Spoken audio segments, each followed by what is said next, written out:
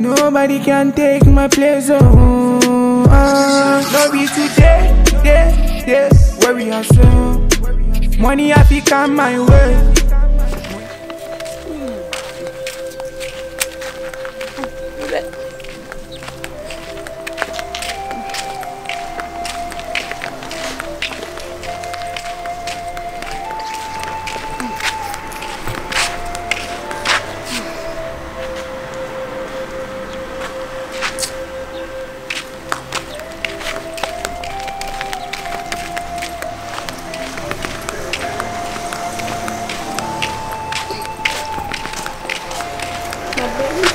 Baby, trying to make me.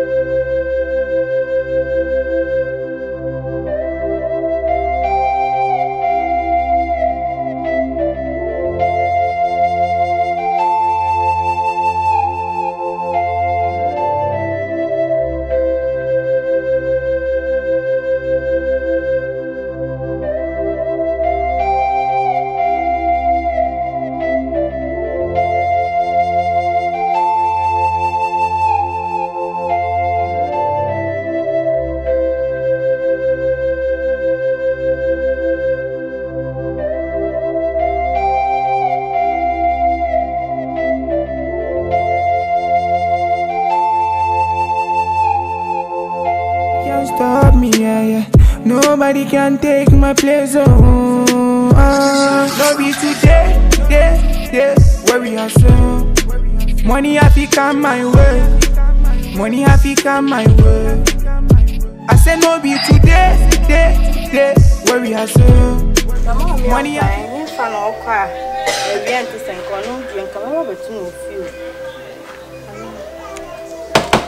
Mommy.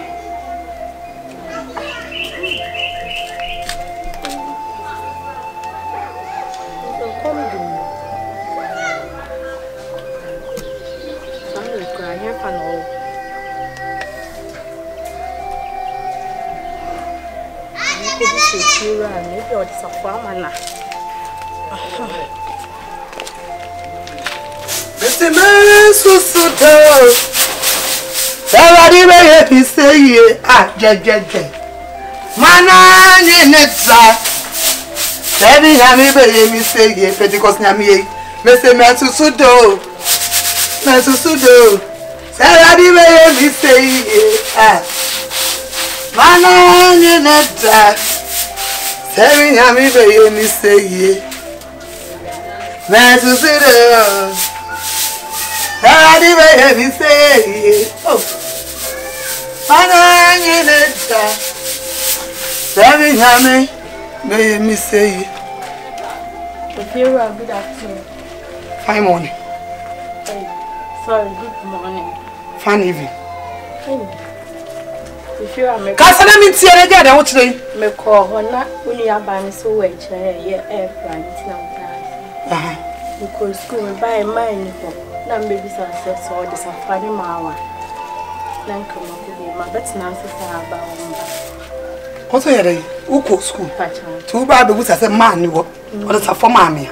Hey, mammy, China near Peru. We will see what's them. Me patch a wall.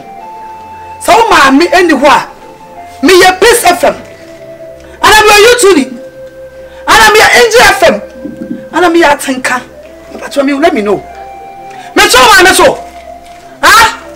Now what's when you could draw? I be busa me unsradi and fede dey say me buy ye me my me niwa and be busa what but don't you get start what who my me jam my how dey wo and my men can't tell my me to no me to ma me to we class ko wa me nyom na be busa me mo se no aka to ba so no ko say aka to ka wo bo premier kan ska do o ma me so wo ya bo be wo say ya pramusa o se me ntini na school na boy and my school na uko attention for school na uko and this school of education illiterate can you go why or born for kalat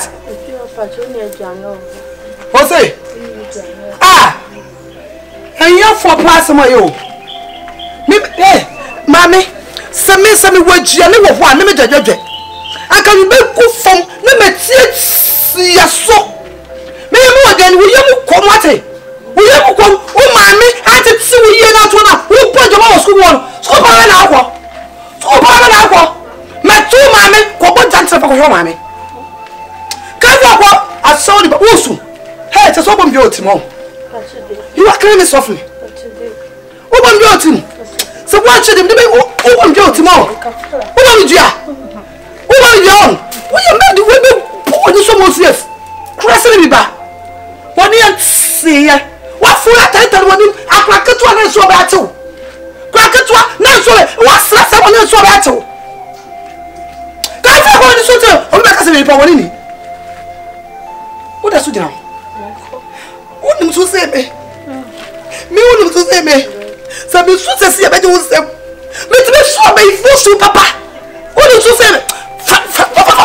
Fuck. That's when you walk. O make us be me power ni so me ni papa. Obi me tunu mu aso dem me tunu tunu se na akofo nesa ne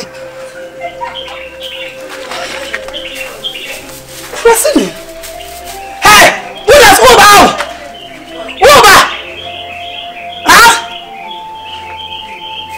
Abua Sunday me se me ko ba for there e wa so dem me this ka be ma wo this e ko do aka we ko ba for there wa so that's ka be dan be take me ba ko for me take sia so abua pe o what's your point? Oh, my summer.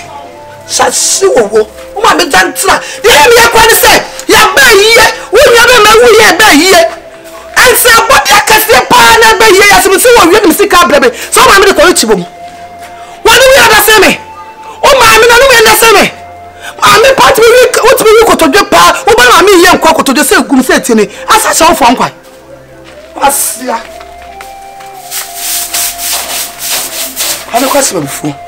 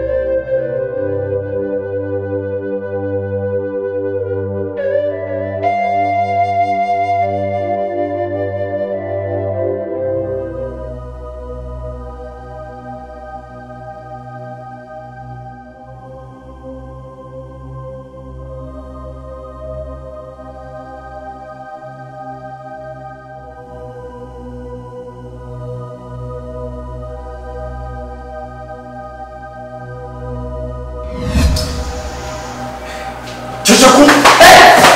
Jesus. Kyekyeku. Confion. No. Kyekyeku. Debi Confion debi mi bato. Si so na e fa de fie ya to mo ase wo be bebe mi ase ne se. Ah Confion adai.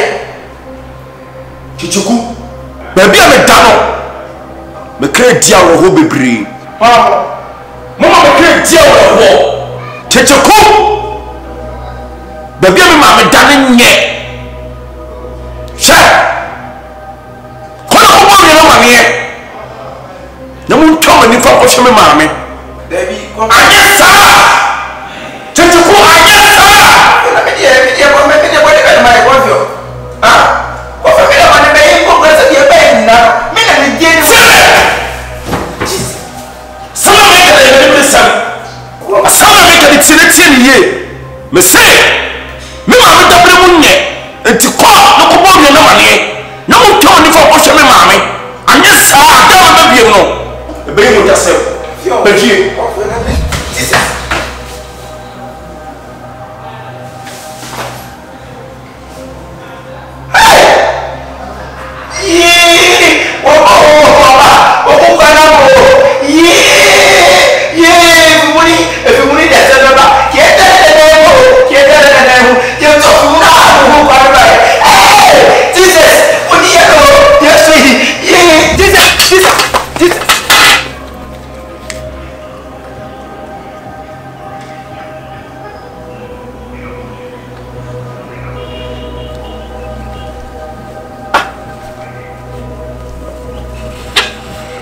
Confion.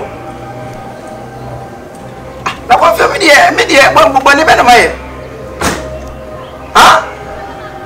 Eti dia ko so nyina se bio me gina mu se bio e ko ma me nyina. Edu hu hwe. Ah we gede o be jam so dai mu sa boni be. Ah masa, anna eta na se mi no time no. O da kwa se ma bra na.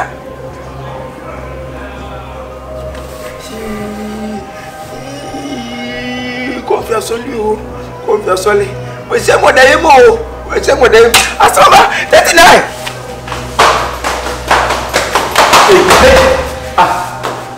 Ada dia se. Me O mi ma si. Dey ke mo su na wie nya to a. Wa su dai. Me da so si e. Me so da ase me na me fa the kitchen ya se. Ato ase Confion pie. Confion physical. Well, pio betra no susu na me yesa da ya be me ma me dan enti me ne won kasa ye go ma me de bro na sa anya sa wonim no beti ja ba be Sa na Confion be kan. sa o so da Na si we dey die. We dey die ni ko fan personal. It's Because right. bi aduani bi adi na bi so die. me mo so da ye go ni bra mo me me se Confion le to o kasa go so wo de te da Sama ni nkwa. Sama wu o. O sama ba sa si suda. sa na ni bra kasa na ye si o da ye O da keke na so bitimi yi mu adi. E ma enye ni pa na mu. that's right say won ni na say won ni nko e da mo se bi o Confion ni abe aje o so mi aka ni ko kan se ni ba bia se bi o se bibi se to a won mu se da kwa se bi o be dia wo E bi ya na ko so. na ya ba se wo pi re mani e mo ka che no wo so Enye won wo ti o di ko mi o pi mani. E na me so ntimi pi mani be tse na adun kire me. tetra Aseme na wo ye si no se me nkan kire o ya na wo. e se won mu a fiti na ko ya le wo bi ye O ya ma me ko de su so e ka so ma fo ana. Confion ki o de me se da e bi keke no aso. E ya wo na o so so da. e ya na so da ile me kan ma ko fa te ja sa me wa Wi aso ubu a wo. Sama ni bi ase. Sama wo ni bi ase. se me ni ya E da no aso nti fa na no ma ti we ade o so ma e so ha. O ni ma sim too much ora fo. Si Confion no wo sa me kwa da wadani anya. se me ni ya se se me ni ya se mbono no e na ni ye se kuma wo ye da na Asa wo ye se mi nim bi enti a wo ye se. tetra ntene Confion ba o ba de ni e ye message e ye se no be kan e na ni so be tetra no e. se mo ni kitchen ya wo betra ye na da ko ye si we aso betra Kitchen ye. ai what is so na me no me fa dronzi mo bra ato so na na me no ato Serious. Timidly make catch of the class of a boy. You're born, I'm near to my simple. Sassam, the Messiah, and Cassam in Chilum. Mamma, and Nadia, music of one. The Cassam, which was Nadia, my mother's a percent. Confion, and I was a war Confion. And the Confion, you will use was the walk as we are. See Confion, one pound, Pim Nafasaka. That's not how I know it. Some of it want to grow. Some of it want to. Hey, what is somebody good? Say, I can't someone is somebody that is somehow hot bad. Say, God, I don't have what is a walk down. What is walk down? Confion, not your confion, so you cried here. Mintiasi. It is a woman or somebody. That's the one you did belong. What I'm sorry, I did. When it is coming, then it is doing ever. Okay. What is it?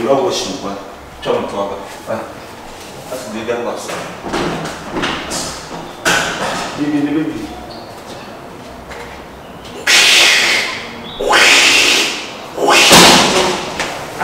Yeah, Massa, let me see. The name is we. Sapasa, what are you out to? They will say, they are one. I'm a young one, better be able to be out of them. And I want to know uncle. What's it? And I want to know uncle. What is a man you play? Say, I got to say, come, see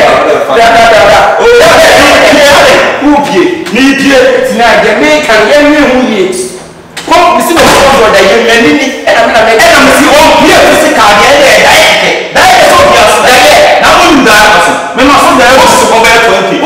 I say, why is somebody? Now, what about your money? Now, what's your money? Saying, you know, your money. I know them anything. Who is your name? Where was you? Okay. Thank you, sir. Why?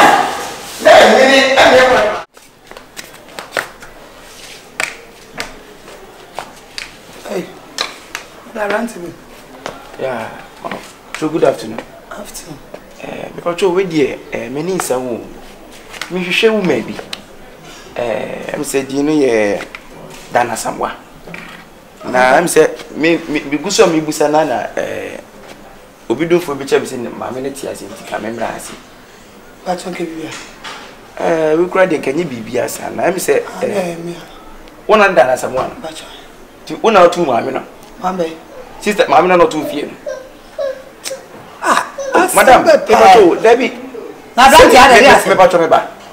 Impo kwani sebio se wobetu maame na at least manemre ye mfiti pekupe ntu obi mfie dem just that I just say wotu no me busa se o man dem be so ngotena mu ana se wotu so ngotena bonte na wanga sawe hwan e pa twene ba ne me na de ba no na to utimi free fie pam na wo sura de mfele ade no awo ba no na me se bi be kanya fa na ka wo na ka sika kula ko be tua e dan ni time aso no e dan ni be free education sana na free education da na se wutu no de kotre na e kotrem ana wutu no kwatan kwanteni so metu no kwa madam e patcho se me bum ho pa me ba ne se me hu ko musampa wani afi wanyini sua kasa wubu se wan sua kasa no won ko so no makasa madam hu mie me ne baketo wo wanye a se bu hu me sempo sana me jansa se me de wo ko kire efia se bia e me dia na se efia masia you be sure put up obi to ma go na de what da no president is the one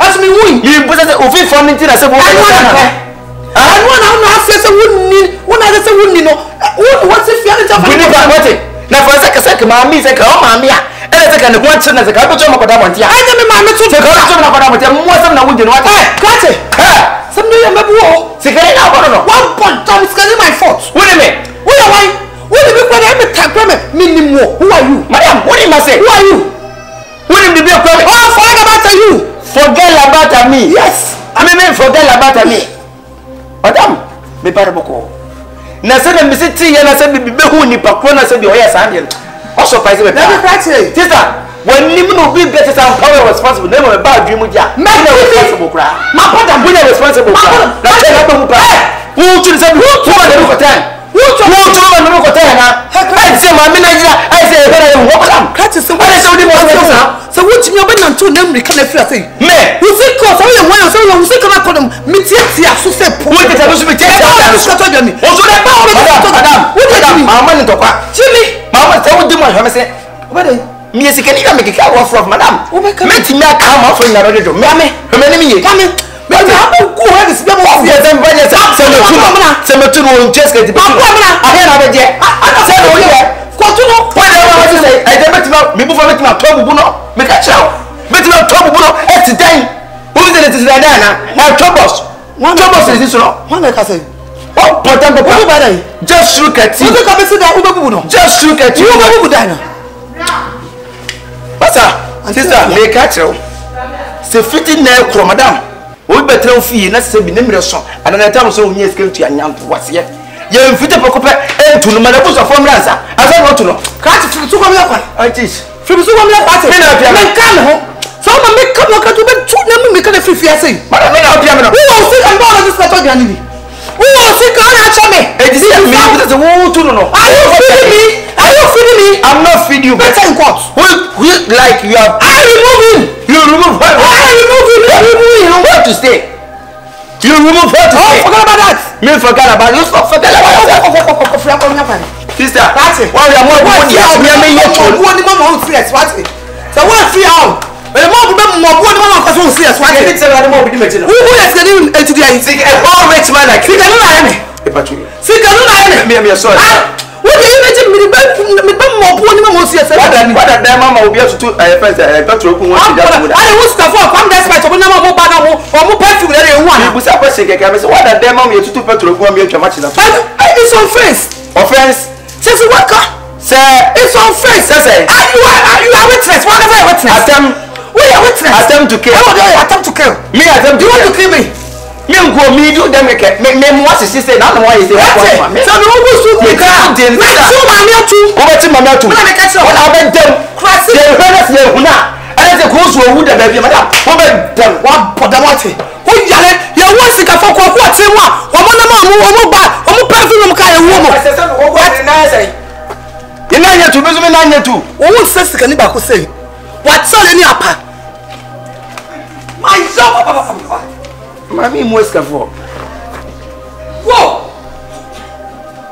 Eti wo wuja mani ntina musika ni no. Wudi ana sabi ye wudi aja uno. Eti sabi sika ni address aba mo fi akese ni ta. Wo se na na. Kati ajiji bi o. Kati. Ajiji mo te.